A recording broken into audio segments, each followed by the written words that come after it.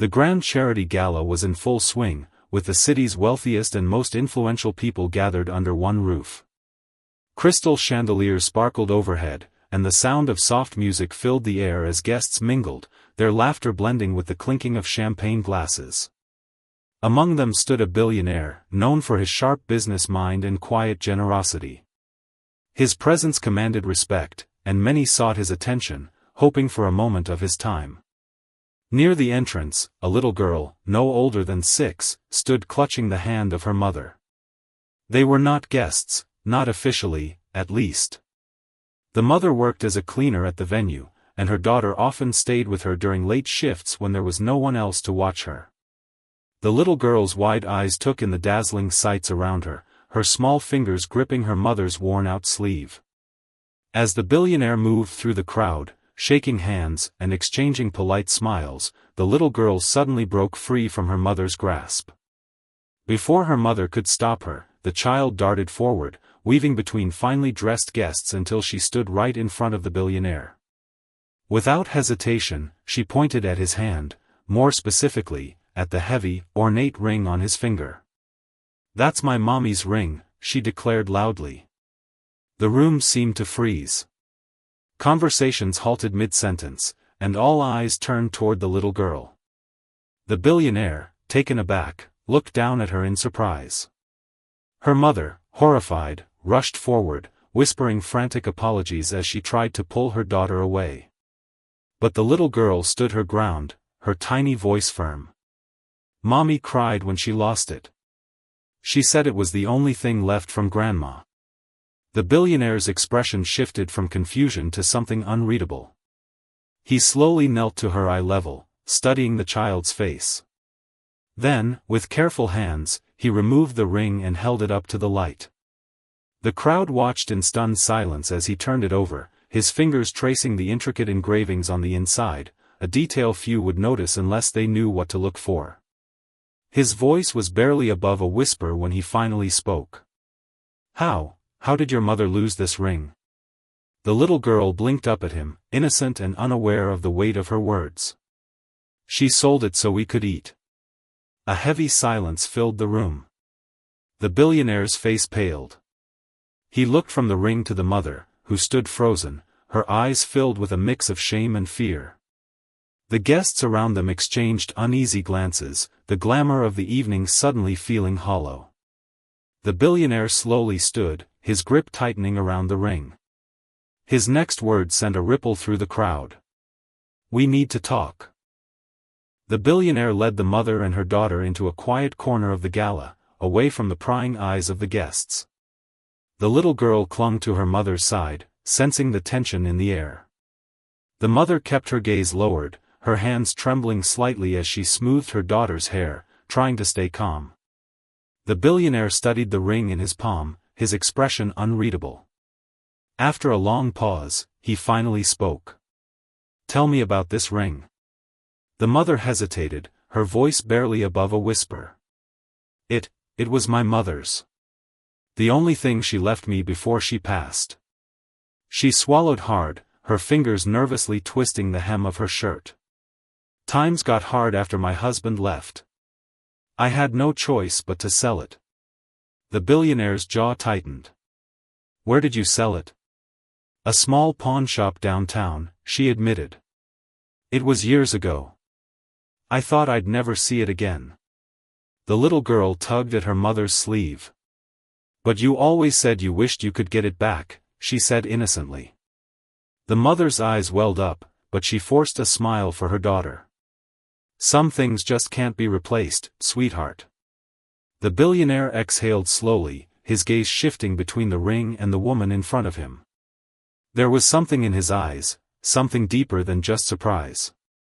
Recognition? Guilt? "That pawn shop went out of business," he said quietly.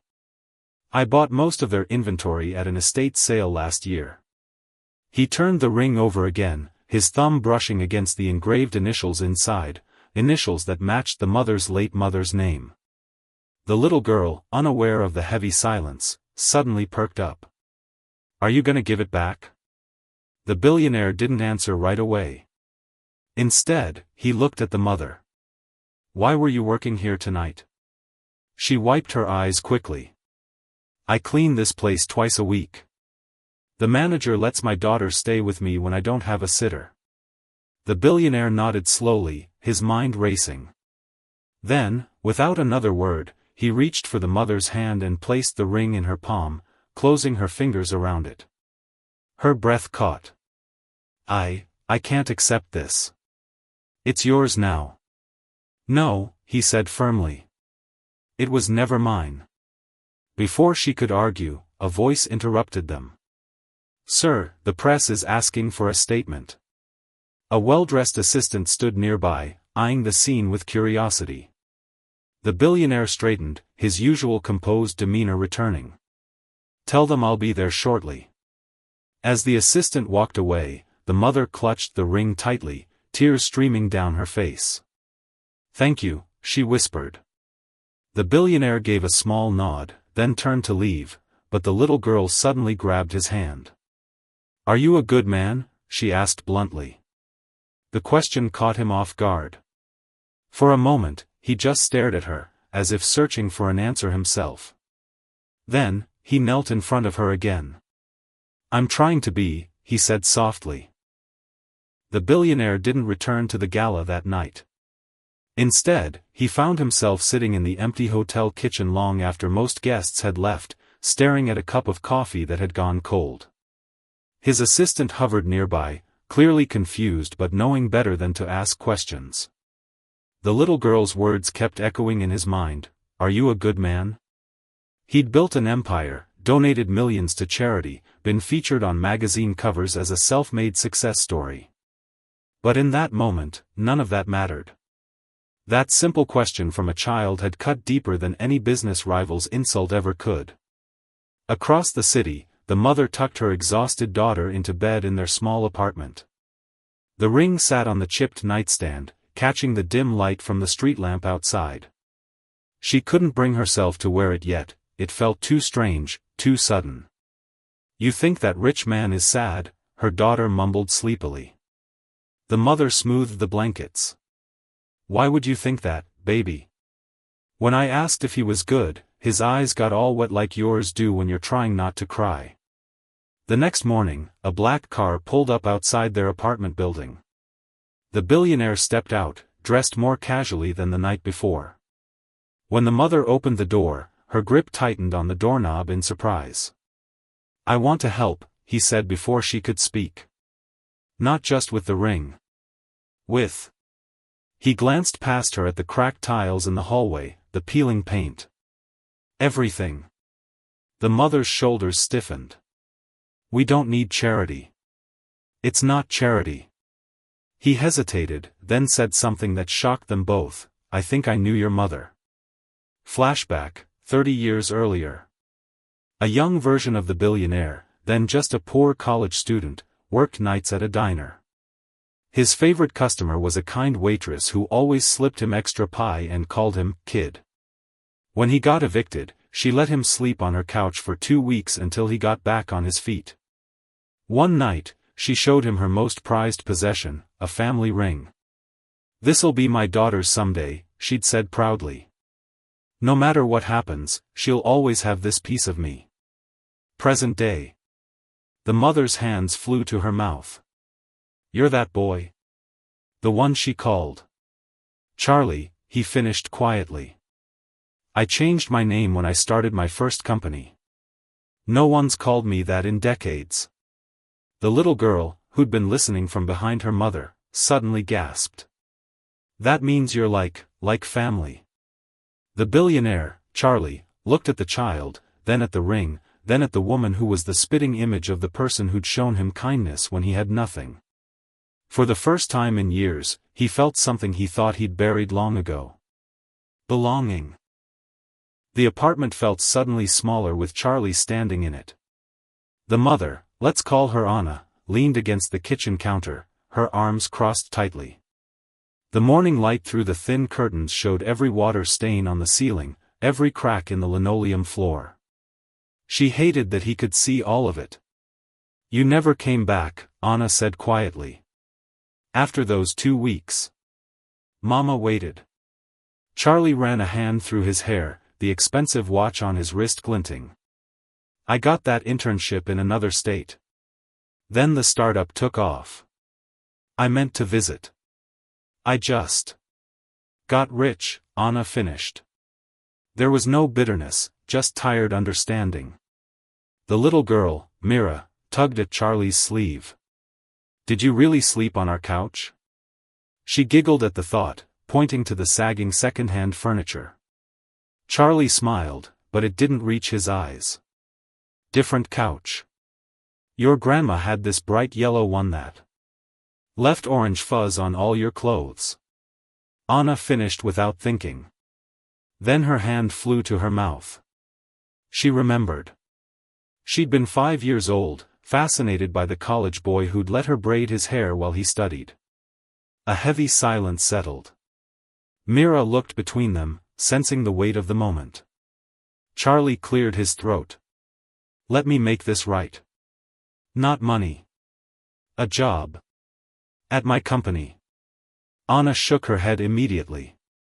I don't have the education for. Not as a cleaner. As my assistant. He held up a hand before she could protest. You know more about this city's working class than anyone on my payroll. That's valuable. Mira gasped. Mommy, you could work in a shiny tower. Anna hesitated. This wasn't charity, it was a real opportunity. But something nagged at her. Why now? After all these years? Charlie walked to the window, looking down at the neighborhood below. Because when your mother died, I was too busy closing a deal to go to the funeral. His voice cracked. And yesterday, a 6-year-old asked if I was good, and I wasn't sure. Mira, not understanding the tension, climbed onto a chair and poked Charlie's cheek. But you gave back the ring. That's good. Anna made her decision. She reached for her daughter, then surprised them all by grabbing Charlie's hand too. We'll try it. But on one condition. Charlie raised an eyebrow. You come to dinner first. Like family. For the first time in years, Charlie felt his carefully constructed walls tremble. The scent of frying onions and garlic filled the tiny apartment as Anna stirred the pot on the stove. Mira sat at the fold-out table, carefully setting out 3 mismatched plates while swinging her legs. Every few minutes, she'd run to the window, pressing her nose against the glass. He's late, Mira announced, flopping back into her chair. Anna checked the clock, 7:12 p.m. The rice was getting dry. Rich people are always late, baby. The knock at the door made them both jump. Charlie stood awkwardly in the hallway, holding a bakery box in one hand and a ludicrously expensive bottle of wine in the other. He'd changed into a simple button-down shirt, though it probably cost more than Anna's monthly rent. Mira squealed and grabbed his wrist. You brought cake. Anna eyed the wine. That's worth more than my security deposit. Charlie looked genuinely embarrassed. The shopkeeper insisted it pairs well with, well, everything. The apartment seemed to shrink around them as they ate. Charlie's knees bumped the table whenever he moved. The refrigerator hummed loudly in the background.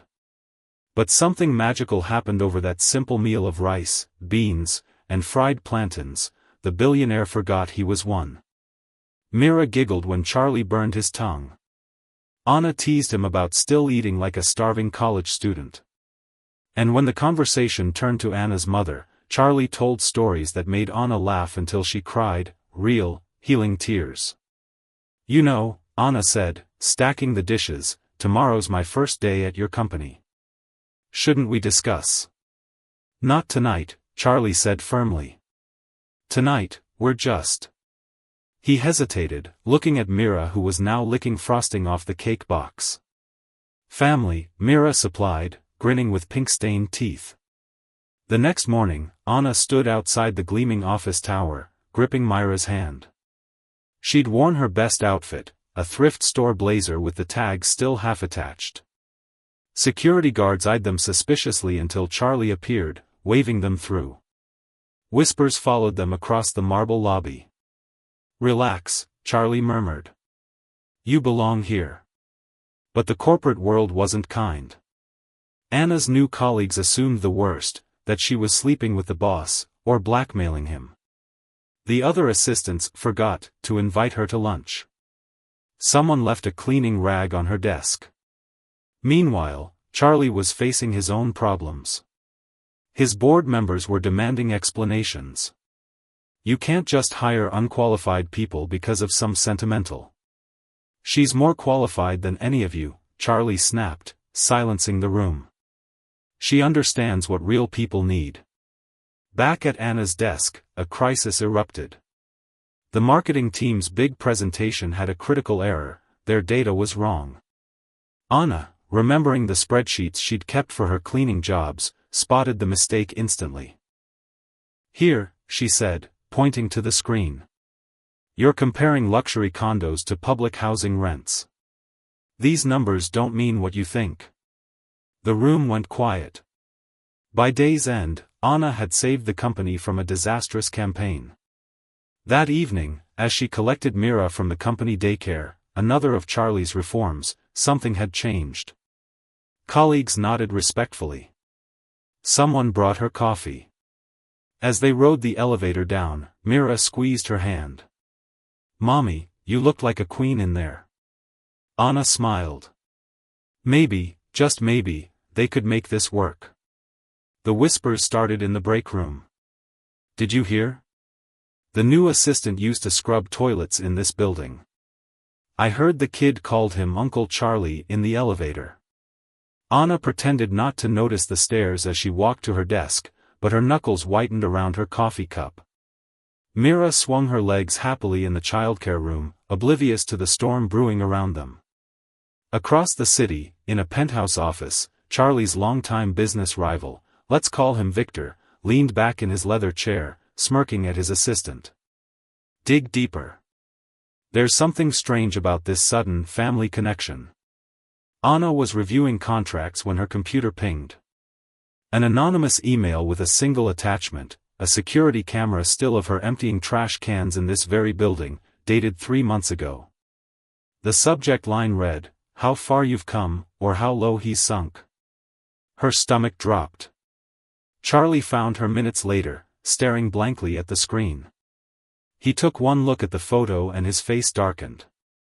"This ends now." But it was too late. By noon, financial blogs were running speculative pieces. Is tech mogul being blackmailed by former cleaner? TMZ picked up the story with the headline, "Billionaire's Mystery Family, Poverty or Publicity Stunt?" The board demanded an emergency meeting.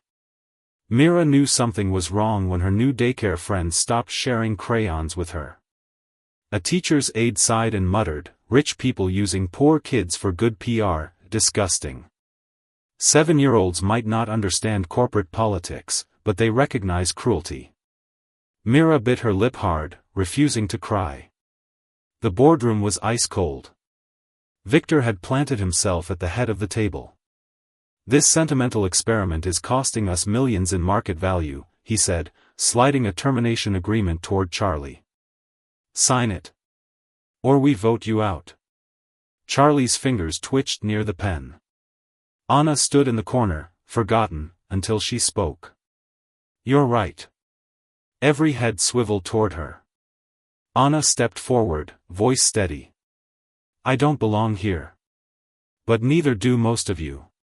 She pointed to the financial reports. "You're so busy fighting over stock prices, you missed that your biggest client is cheating your commission system." Page 42, third paragraph. Victor laughed. "We're supposed to believe a janitor." "Former janitor," Anna corrected. "One who actually read every contract she cleaned around."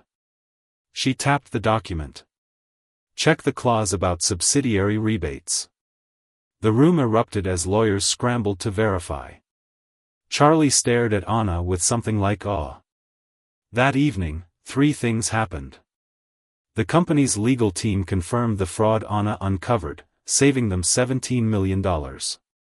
Victor resigned abruptly. Mira came home from daycare with a black eye. Anna was halfway out the door to confront the school when Charlie arrived, holding an ice pack and a stuffed dragon. "Let me," he said quietly. For the first time, Anna saw true fury beneath Charlie's calm exterior. Not boardroom anger, something far more dangerous. The daycare director's office smelled like antiseptic and guilt. Charlie sat across from the flustered administrator, his voice dangerously calm. "Explain how a 7-year-old gets injured under your care." Mira huddled between Anna and Charlie, clutching the stuffed dragon, her swollen eye already turning shades of purple. She hadn't spoken since they arrived. The director dabbed her forehead with a tissue. "Children play rough sometimes." Anna slammed her palm on the desk. "My daughter was shoved into a bookshelf by your aide." Other kids heard her say, "Go back to the gutter where you belong." Charlie placed a restraining hand on Anna's arm, but his eyes were glacial. "Bring me the security footage. Now." A nervous intern produced the tape. The grainy video showed Mira coloring alone when the aide, a woman with a severe bun, accidentally tripped near her, sending the girl flying. But Charlie rewound it 3 times. "Watch her right hand," he murmured. The footage clearly showed the aide's deliberate shove. 2 hours later, police arrested the aide for assault. Reporters swarmed the precinct after someone leaked that the woman was Victor's cousin. Anna shielded Mira from cameras while Charlie gave a statement that would later trend globally: "Attack my family, and I'll burn your world down." That night, Mira finally spoke through her tears, "Is this my fault?" Charlie did something unexpected. He knelt before her and rolled up his sleeve, revealing faded scars. "When I was in college, rich kids did this because I worked in their dining hall." His voice thickened. "Some people hate anything different. That's their sickness, not your fault." "Never." Anna watched them, something shifting in her heart. Meanwhile, Victor panicked. The fraud scandal, the assault charge, his carefully built reputation was crumbling. In a last-ditch effort, he leaked Charlie's darkest secret to the press: the billionaire's original fortune came from exploiting warehouse workers. The story exploded at dawn. Charlie stared at the headlines on his phone, paralyzed. Anna read over his shoulder, her breath catching at the allegations. "You told me you built your company from scratch," she said quietly. "I did," Charlie whispered. "But the seed money." He swallowed hard. "My first logistics business underpaid desperate immigrants. I told myself it was temporary." Mira, listening from the doorway in her pajamas, asked the question that shattered him: "Were you a bad man before?" The raw pain in Charlie's eyes answered for him. Anna made the decision for all of them. "We're going public. Tonight." The press conference was unprecedented. Charlie stood flanked by Anna and Mira at the company headquarters, addressing a sea of cameras. "Yes, I exploited workers 20 years ago," he stated bluntly. "I was young, greedy, and thought profits justified cruelty." He gripped the podium. Then a kind waitress, Anna's mother, let a starving student sleep on her couch. "She taught me that real wealth is what you give, not take." Anna stepped forward. "This company will audit every supplier for fair wages. We're funding vocational schools in underserved communities." She hesitated, then added, "And I'm taking over the ethics committee, because unlike most executives, I've actually mopped floors at 3 a.m. The room erupted. Mira tugged Charlie's sleeve. He lifted her onto the podium. "Your turn, kid," he murmured. Mira adjusted the microphone with tiny hands. "If you're mean to people," she announced solemnly, "you have to say sorry and share your cookies. That's the rules." The world fell in love with her in that moment.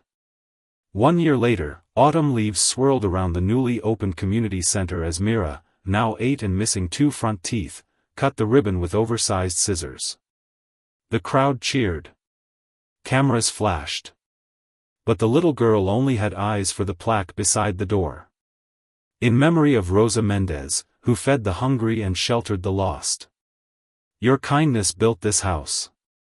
Anna touched her mother's ring, now worn proudly on her finger. The same ring that had started it all. The transformation had been radical.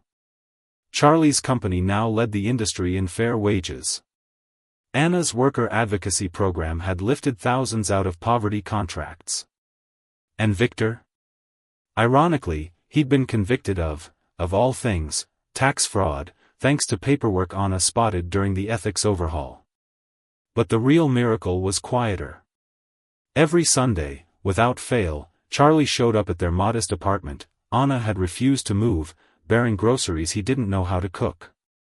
They'd eat together, the billionaire clumsily chopping vegetables while Mira supervised from the counter, legs swinging. On Myra's first day of third grade, Charlie arrived with an absurdly expensive backpack. Anna crossed her arms. She doesn't need a bag that costs more than our rent. Charlie grinned. Check the pockets. Inside, they found Myra's old stuffed dragon, secretly repaired after the daycare incident, and a peanut butter sandwich, just like Rosa used to make for him. Mira threw her arms around Charlie's waist. You're getting good at this uncle stuff. The media still called them the most unconventional family in tech. Blogs speculated about Anna and Charlie's relationship, strictly platonic, and Myra's future trust fund, donated to children's charities. But the three of them knew the truth. This wasn't about money or fame. It was about a little girl who'd recognized her grandmother's ring. A mother who'd sacrificed everything. A billionaire who'd forgotten his real name. And how sometimes, if you're brave enough to admit your mistakes and share your cookies, life gives you a second chance. Myra's classroom, present day. Write about someone important to you, the teacher instructed.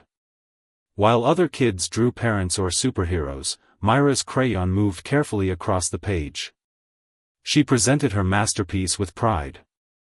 A stick-figure family of three, a woman in a cleaning uniform, a little girl with a dragon, and a man with a very big watch. At the bottom, in wobbly letters, it read, "My family. We found each other."